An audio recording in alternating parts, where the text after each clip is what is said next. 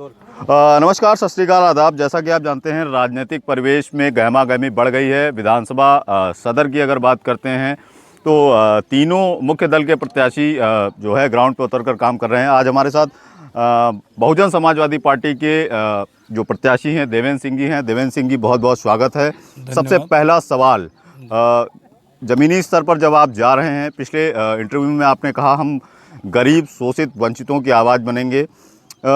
आपको क्या लगता है कि पिछले कुछ एक सालों में जो राजनीतिक परिवेश बना, क्या संविधान के तहत या उन निर्माताओं ने जो परिवेश रखा, क्या उसके तहत कार्य हो रहे हैं? मुझे तो नहीं लगता ऐसा कि ऐसा कोई कार्य किया जा रहा है जिन सरकारों द्वारा या जनता द्वारा चुने गए प्रतिनिधि के द्वारा ऐसा भी कोई कार्य किया जा रहा है। ये सब सारी जनता जनार्दन खुद देख रही है अपनी आंखों से कि कानून की व्यवस्था क्या है यहाँ। कानून बहन जी के शासन में हाँ कानून दिखता था। बिल्कुल। 4 बार सूबे की सबसे बड़े सूबे की मुख्यमंत्री रहे बहन कुमारी मायावती जी, तो उनके शासनकाल में दिखता था शासन और प्रशासन, चुस्त शासन चुस्त प्रशासन। अधिकारियों की हिम्मत नहीं थी कि कोई गलत कार्य करे। और हमारे सभी उपेक्षित भाई जो आज उपेक्षित है, इन लोगों को क्या सम्मान मिलता था। अगर हमारे दलित भाई, हमारे पिछड़े वर्ग के लोग थाने जाते तो थानेदार कुर्सी छोड़ के खड़ा हो जाता था। बिल्कुल। और आज का शासन प्रशासन देखिए, थाने में घुसने नहीं दिया जाता है गरीबों को, और उनकी आवाज़ कोई नहीं सुनने वाला है।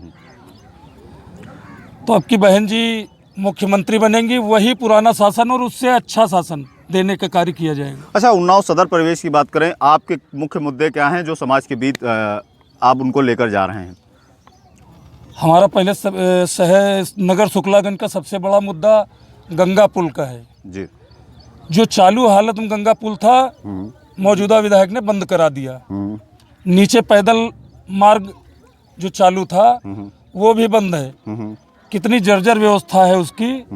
और सबसे बड़ी चीज़, एक हमारे संविधान के रचयिता बाबा साहब भीमराव अंबेडकर की मूर्ति भी थाने में बंद है। बिल्कुल ठीक है। अगर जनता का आशीर्वाद मिला, मैं विधायक बना, तो इन कार्यों को सबसे पहली प्राथमिकता ये कार्य होंगे हमारे। सत्ता पक्ष के जो विधायक हैं वो लगातार जब आपका घोषणा हुई आपके नाम की, तो उन्होंने एक आरोप लगाया जनता के बीच जाके एक सभा में कि जो अन्य प्रत्याशी आ रहे हैं वो बहुत बड़े बाहुबली हैं, और इस तरीके के बहुत सारे आरोप लगाए कि वो आपके बीच आके आपका क्या सहयोग करेंगे। जो खुद ही सुरक्षा व्यवस्था लेके चलते हैं, वो आपको क्या सहयोग करेंगे। तो इस विषय में आपके क्या राय है? देखिए, सुरक्षा व्यवस्था की रही बात, ये हमको सुप्रीम कोर्ट से प्राप्त है। बिल्कुल। किसी सरकार द्वारा, ना ही मोदी द्वारा या योगी लेकिन द्वारा सत्ता दिया पक्ष गया कह रहा है बाहुबली, जो बाहुबली का जो टैग है वो लगा के आ रहा है। तो बाहुबली हम को कैसे परिभाषित करते हैं? बाहुबली उनके लिए हम जरूर हैं जो गरीब जनता का शोषण करते हैं, उनके लिए मैं जरूर बाहुबली हूँ।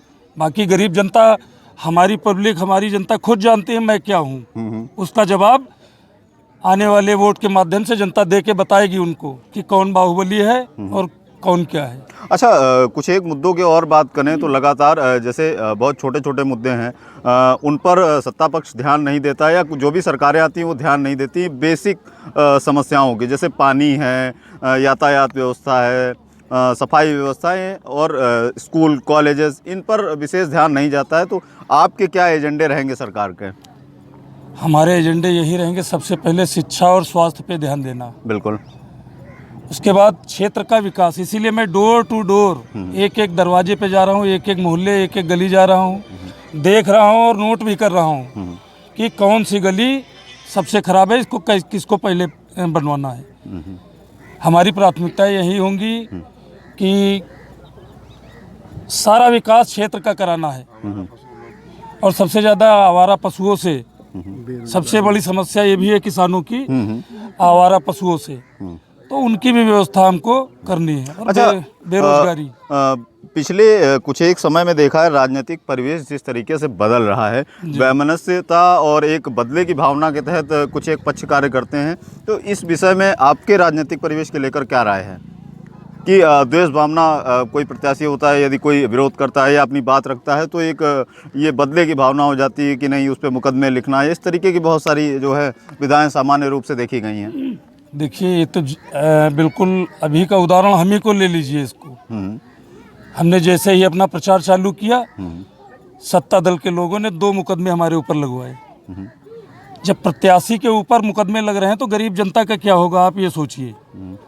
तो ये सारी जनता को मालूम है, वोट के माध्यम से उखाड़ फेंकने का काम जनता करेगी आने वाले वोटिंग के दिन।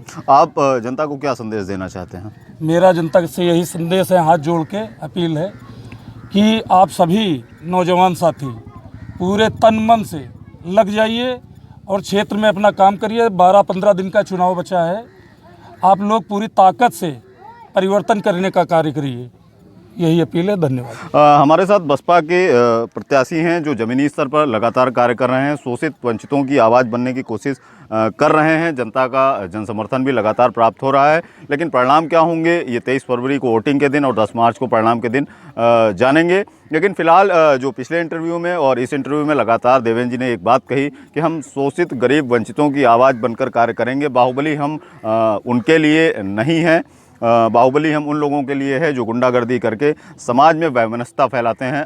कैमरामैन आकाश के साथ नितिन गुप्ता, संकल्प न्यूज़, उन्नाव। वो अलग से बर्बाद हो रही है, कोई देखने वाला। एजुकेशन बंद कर दिया गया, दारू ठेके खुले हुए, एजुकेशन जो है बंद कर दी गई कोरोना के नाम के ऊपर। बहुत गलत हो रहा। सरकार बदलना है और बदलना हर हालत में। दलितों, वंचितों, गरीबों की सरकार, समता स्वतंत्रता का अधिकार वाली सरकार आना चाहिए। अरे निकलो बाहर मकानों से, जंग लड़ो बेईमानों से ना।